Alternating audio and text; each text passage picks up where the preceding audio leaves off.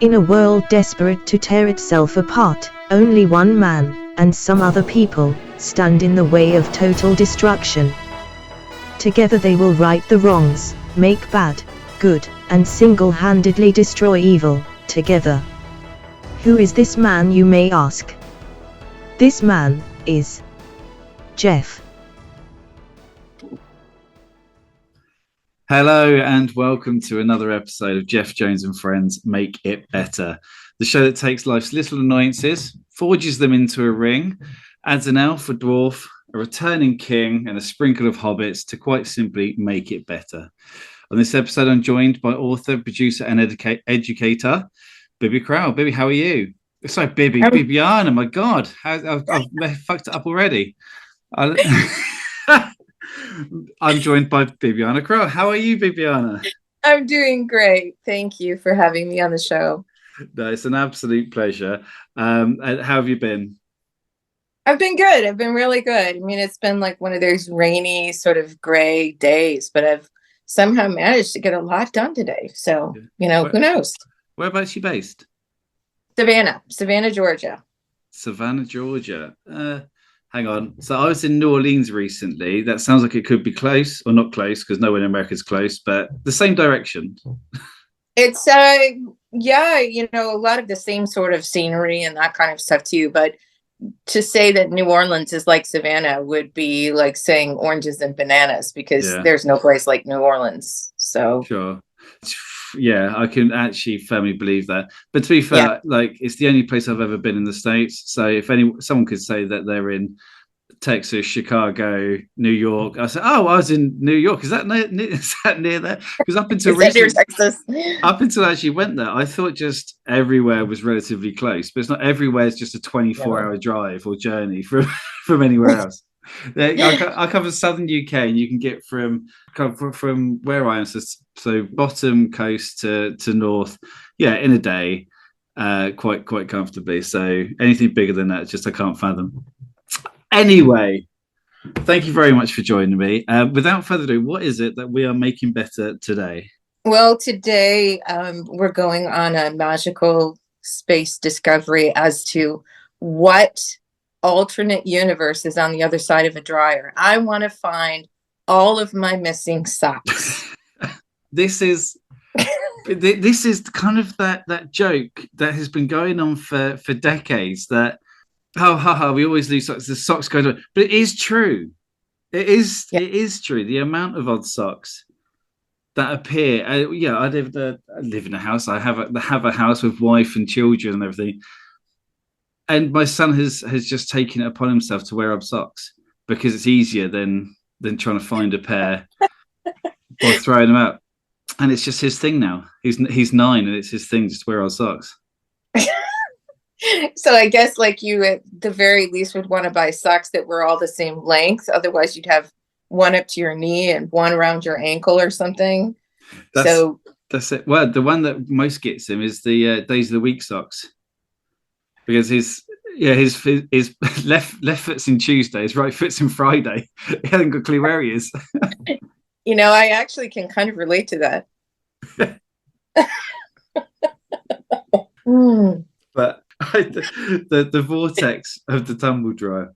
Yeah. I've actually been thinking, and wondering if someone did a documentary around the world and actually installed a camera on the inside of the dryer door. So when the door closed and you hit the button, for hot fluff or whatever, you see where the hell everything goes, because I think it's going somewhere else.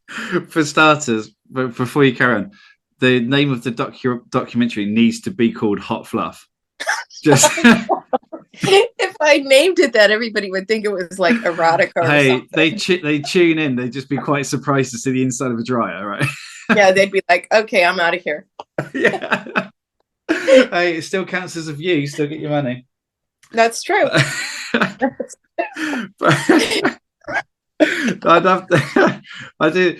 It's kind of the Netflix da-dong, like kind of Netflix presents Hot Fluff, and it's just jung jung jung jung the cycle as it goes through the dryer. But then all of a sudden a hand comes in from the side. It's just someone taking socks. Right, and it's a hand with like a signet ring, like with some kind of mesmerizing stone.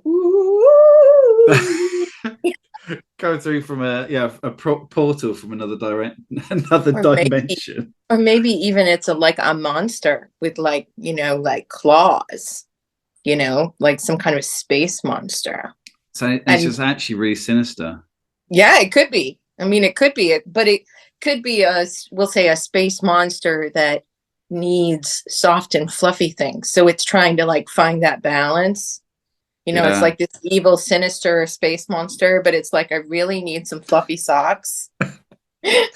So does it specifically go for like slipper socks? Because I've got a 15-year-old, and I'll tell you what, his sports socks, like his white sports socks, are full of holes. So if you're looking for warm and comfy, then you're going to get a nasty breeze somewhere.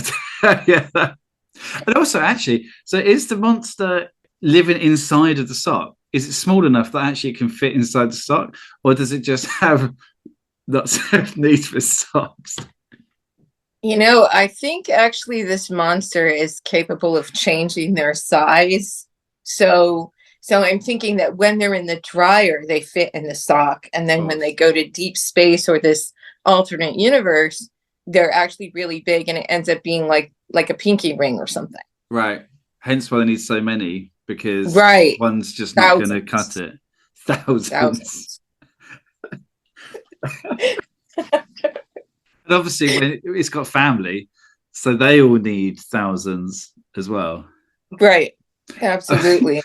I mean, I just wonder if there's like some invention that people could create that would somehow like clip all the socks together, like in some sort of like neutral clothesline kind of silicone thing that you could throw in the dryer so that you could pull it back out like you're pulling it back out of that universe, like, and all the socks would actually be there. But I don't know. So yeah, so essentially kind of like a string bag, but that you put in which holds all of the socks, but has to be able to withstand portal travel. Definitely. Maybe even have some sort of like maybe a pentagram or something on it to like keep evil spirits away from your sock. I mean, because what you've got is, obviously, if they're all in the bag, you assume that it's going to be safe. But if it's not just going to be one taken through the portal or through the dimensions, it's going to be the whole bag. It's going to be all of them. You're going to lose all of your socks then. Right. So that's actually quite. So is it better to keep them all together within the string bag, or just to risk losing one? Because you don't want to be sockless. Well, actually, I just had an idea. How about you do 12 loads of laundry, right? So you actually only put 3 or 4 socks in each dryer, each round. I was going to say each dryer. How many dryers do you have? Well, I only have one. I only have one. So, I mean, like each session of drying, you put like 4 socks or 10 socks or whatever. So hopefully when you're done, you would actually have more socks because the sock monster gets tired of pulling the socks out. I don't know. Well, yeah, because I really thought about this a lot. No, if it's got one, okay, so two situations. So you've got one load of drying that has got 10 pairs of socks, so that's 20 socks. Or you have 5 loads of drying for your 10 pairs, so 20 socks. I hope you're keeping up with the maths on this one. Are you at more risk of losing, so with that big load of 20 socks, 10 pairs, do you think the hand comes through the portal and grab a handful, or will it only take one? Does it take one per load? Or so then because if you're doing it the other way of multiple loads with smaller amounts, you're putting, I suppose, more at risk if it's taking one per load. Does that make any kind of sense? It does. I wonder if there's some kind of cosmic rule that how many socks can actually depart the dryer and never return. If there's some sort of rule on the other side of wherever they go. Yeah. So, you might have a point. So if you tumble all of them together and you only lose one sock per load, it would make more sense to wash all of them at one time. At once, like once a month, just do all the socks in the house. But also, you've opened the doorway then to, if there is a cosmic rule for sock collection, that means there must be must be it must mean there's someone enforcing the rule. So essentially, that means there is a cosmic sock collecting police force who are no, serious. So there's a cosmic sock collecting police force that is monitoring the amount of socks that people are stealing from earth-dwelling tumble dryers. Well, maybe also it takes more energy to, to show up. We'll say 12 times in one day if you do 12 loads. Yeah. So there's only X amount of energy, or the portal only opens at whatever 7 a.m. on Saturday mornings because that's when everybody's doing, So I'm not exactly sure, but have you ever heard of spaghettification? No. Well, I have a feeling that might play a part in this. And so was it spaghettification? Yeah. As in the pasta?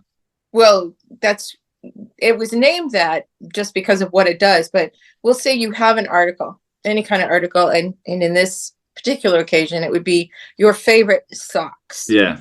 So your favorite socks go into the dryer, which is somehow when you close it and you turn the power on, turns into some kind of portal. Right. So it's going through the portal, and we'll say it backs up to a black hole. So your socks actually, we'll say the one closest to, the initiation point, we'll say spaghettification is basically when on an atomic level, every single particle stretches out in a line like a giant piece of spaghetti. Right. So if that's the case, if that's what's happening as this item goes into the black hole, perhaps because there's so much energy being expelled and there's, we'll say, cosmic rules about how long this portal can be open, that only one sock can actually make it through because it runs out of, like, the gate goes down. We'll say the Stargate goes down. I don't know how, but that seems to make perfect sense. I have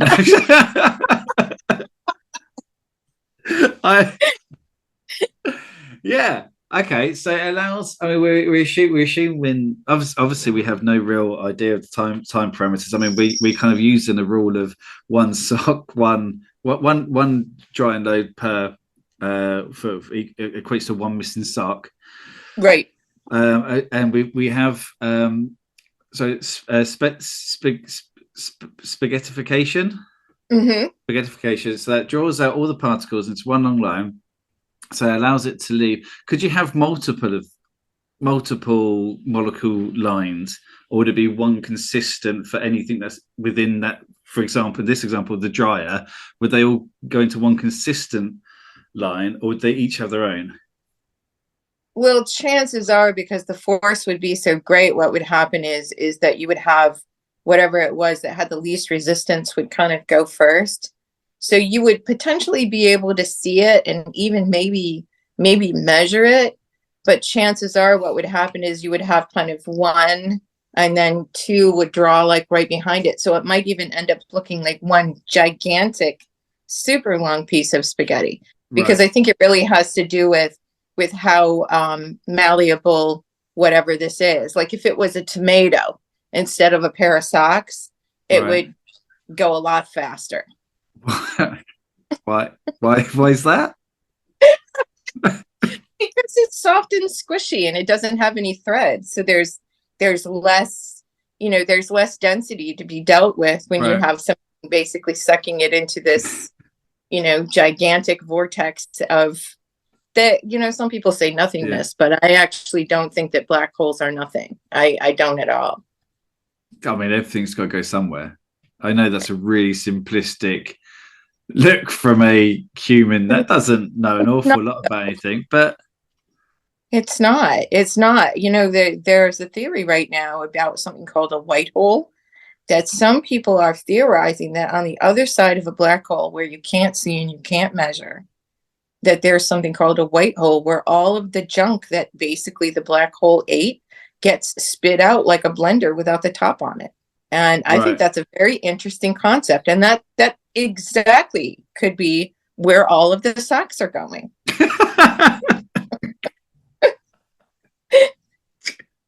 Do you know, I was fully fully engrossed in this science education that you're giving me. And you throw in that is exactly where the socks are going. I mean, so essentially, like, I mean, what's being done?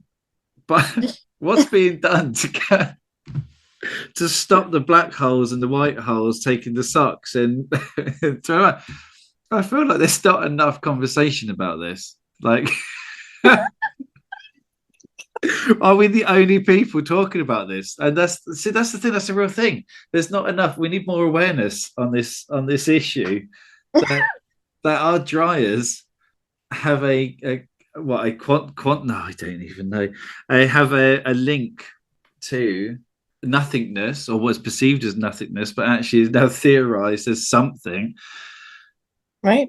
It sounds very messy, though. In fact, actually, what you've just described, that whole kind of white hole having a kind of everything that goes in the black hole gets thrown out with like how do you describe it? Like a blender without like the cover on it. Blender without the cover. That basically sounds like my son's bedroom.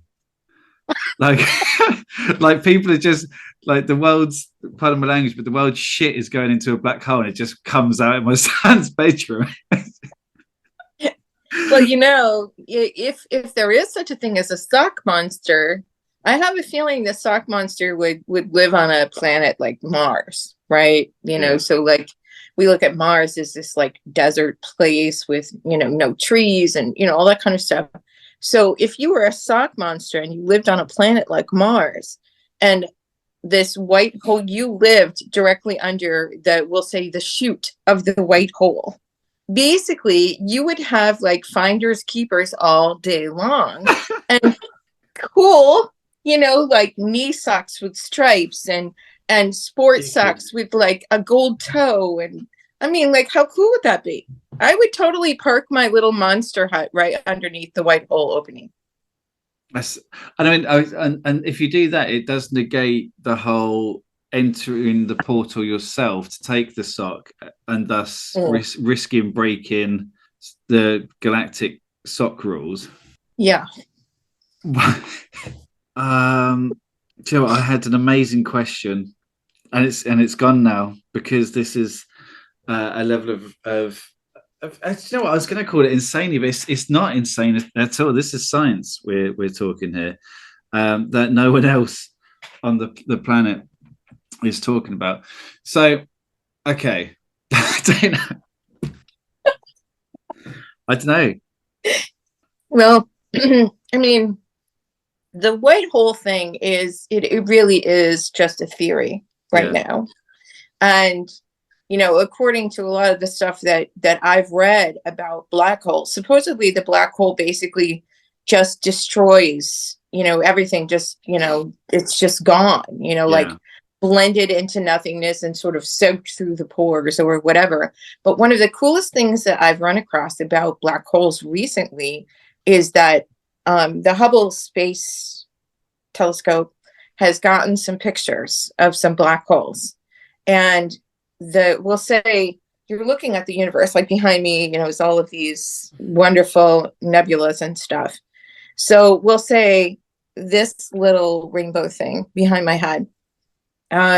According to what I've been reading, like you see space dust and stuff flying around, whatever, it would be potentially the size of like a tennis ball, right? Right. So it's this shiny little tennis ball with all these gigantic, cosmic bodies, planets, stars, whatever. Sure. And so you don't even know that you're next to it until it's already starting to stretch your atomic material. Oh. So, if there was such a thing as a white hole or whatever. I don't know if you flipped it, you flipped the switch and you were on the other side of this. If there is another side, like on the other side of a dryer, if it would be the dead opposite and be gigantic, and not be like this little stealth object that can, destroy entire star systems.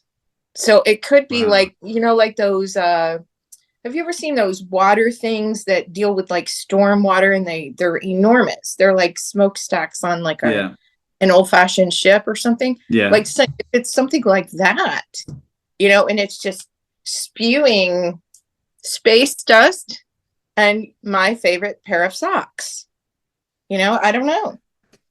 I mean, I so that's we need like Neil deGrasse Tyson or someone to be able to fully explain if the socks could be there. One thing I remember the question I was going to ask, and it's I'm thoroughly enjoying this this conversation. I don't think I'm ever going to ask this question ever again. So obviously you mentioned kind of sock planet being somewhere like Mars. So yeah. So, but that's theoretically, I don't know. Some people believe in extraterrestrials, others don't. If there is life outside of our galaxy and they have dryers, would their socks be going to Mars, or would they have their own base for the things, or would they have their own black hole? Or is it kind of a one size fits all, much like a sock? Where do the alien socks go? Or I don't. I'm trying. No, you know what? I actually quantum mechanics. Let's talk about quantum mechanics. Okay. So quantum mechanics, there's a belief that there's a exact, we'll say, spitting image of something here and something here. And when they're separated from each other, they're still reflecting kind of the same behaviors, we'll say. So if this alien wears socks, I mean, because I believe that there is life other than just us, because I think it's very presumptuous to think in this enormous space that it's just us. I think that's a little bit, I think that's more ridiculous than thinking there is life somewhere else, to be honest, because the universe is enormous. It's just enormous. So we'll say in space-time, which is a different dimension than the dimension where we are right now. Yeah. So in space-time, we have an alien on a different planet in a different star system. It would make sense to me, if you're thinking about at least the quantum mechanics idea, that somewhere this vortex that sucks up socks would actually be identical, but maybe not the same. And okay. So, and the reason I say that is Stephen Hawking, before he passed away, was writing this amazing paper about being concerned that different sections of space were starting to collapse.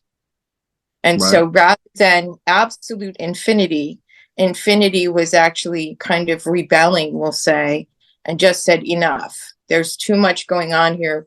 Too much of this, too much is happening. So it's kind of coming back, we'll say, in a circle, or we'll say a helix. And it's starting to kind of collapse on itself. So I just wonder if we'll say, if you're an alien and you wear socks, which I don't think aliens would wear socks, because I think they're probably more like a blob. Well, in our minds, or even pure energy is another way I've really envisioned, because if they're pure energy, they could potentially be way more advanced than us, because they wouldn't have the physicalities that we have to worry about. Like, we have to get in a rocket to go into space. We have the restrictions. Right. And they wouldn't But have my poor cardio. That's sorry. well, if you were pure energy, would you run half marathons? Would you even need to? You could just kind of zap yourself to the end and call it a day, right? That's it. So I don't know. I'm not sure if aliens did wear socks. My belief is that there would be a place that would look just like the same place where our socks go, but it wouldn't be the same place. Socks just for pure energy. Which, yeah, I mean, like they'd probably wear like really cool socks, like like those thigh-high socks. They have like like the little wedding thing on it, and maybe with boots. yeah, And they look really proper good in them. fashionistas. Yeah, they look really good in them. So, so what? And this has been absolutely amazing. I mean, we do need to find a way to make this whole losing a sock situation better. Now, I can kind of think of two ways, and I'll kind of leave it to you to expand on them or to accept one. So my first thought is so we spoke about kind of a string bag to put all the socks in. Obviously, that does come with the risk that they all get taken. yeah.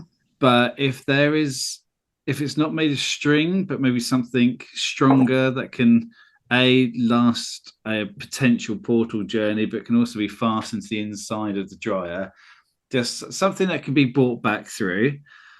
That's one option.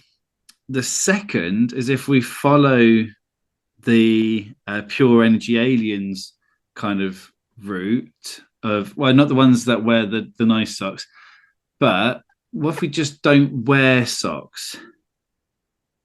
Oh my God. Now, I'm a big sock guy. Don't get me wrong. I'm a big sock person. I'm not one of those people. You will never see me with a slightly shortened trouser, a brown shoe, and no socks. That's not me. But if that's the answer to stop this pandemic, or I don't know what a galaxy version or a universe version of an epidemic or pandemic is. That's what we have here with the sock situation. Sockdemic. A galactemic. Sockmageddon. Sockmageddon. Do you know what? You actually don't know, but I am an absolute sucker for anything with the word "ageddon" after it. So the Sockageddon or Sockgeddon is will be my favorite thing, maybe of all time. I mean, and I'm gonna throw it out there. If you've not seen the film Larmageddon, then your life is not complete. It's not. Everyone has to watch it. But yeah, so Sockageddon. Yeah, so I was what do you think? So you think just abandon socks altogether? Well, I remember when it was really cool to wear your shoes without socks. Yeah. And I live in a really hot place, so I, mostly wear just like, like Brazilian flip-flops because it's always really hot here. Yeah. But can I propose a third? Please do, please do. Have you ever seen the movie with John Cusack called Better Off Dead? I don't think so. Don't think so. Well, in Better Off Dead, it kind of starts like the opening scene has this like high school guy who's taking a shower, which sounds gross. You're not seeing anything. And thank God. So he steps out of the shower, and what you see is that he's wearing his socks in the shower. Oh. And he starts drying them off with a blow dryer. So that's actually my alternate 3 is that instead of ever taking your socks off, you just wash up in the shower with them on, and then you dry them with your hair dryer so you'll never lose them. I feel that it's probably actually my 2 options in hindsight quite stupid. Yeah, because I'm never not going to wear socks, but what I need to do is just wash the socks whilst they're still on my feet. Never take the socks off.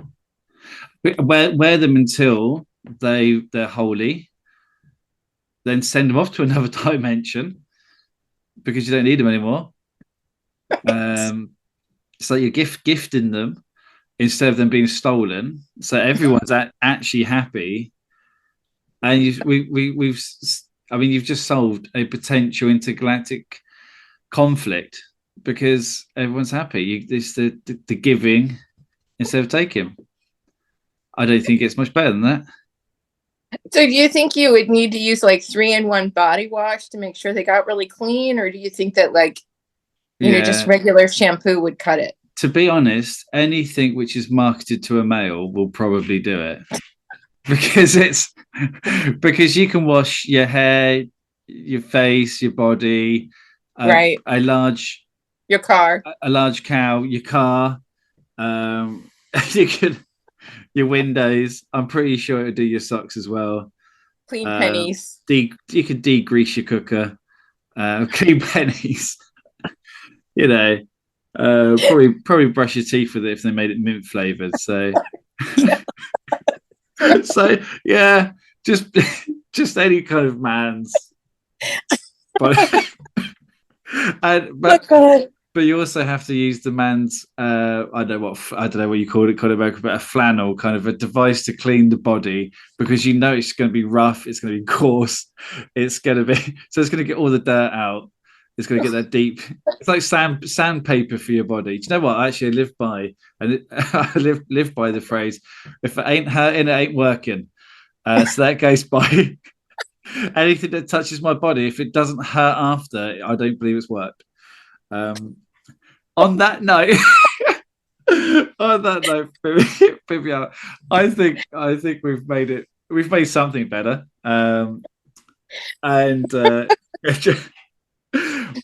Please.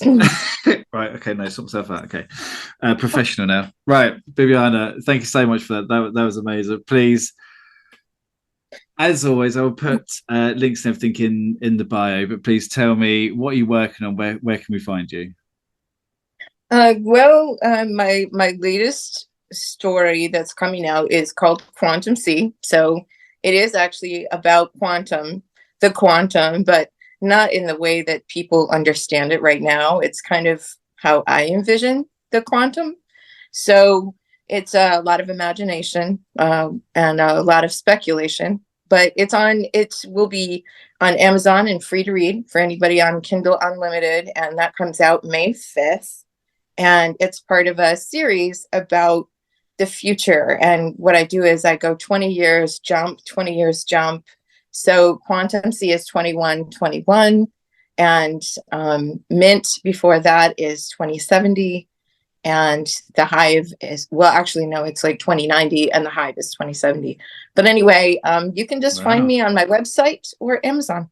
So fantastic. Well, I'll put the links in. I'll certainly be sure to check all that out. It sounds fantastic, and also does explain obviously some of this conversation as well. Yeah.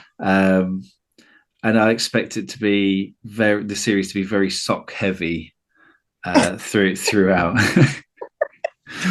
But well, actually, nobody in the future wears socks, but there's reasons behind that. Because they're all pure energy. They're all pure energy. No, it's not. It's not really that. It's because there's no physical activity that you need athletic socks for, that you need any of that kind of stuff, because people are living more in these alternate digital spaces. So your body is almost kind of like your anchor. Yeah. Your brain and your consciousness is more of what's actually getting all the action. So kind of a mixture between WALL-E and Ready Player One. Kind of. Yes, and it's yes and no. But it's it is. It's more like Blade Runner and Ready Player One. Right. Okay. But not the new Blade Runner, because that's crap. No, the good one. Bibiana, it's been absolutely amazing. Thank you so much. When we do this again, we'll definitely delve further into other things that are lost within quantum realms, and I don't know anything. I'm absolutely exhausted. This has been so much fun, and let everyone go and check out Bibiana's things. And until next time, thank you very much, and we'll see you soon. Say goodbye, Bibiana. Goodbye, Bibiana.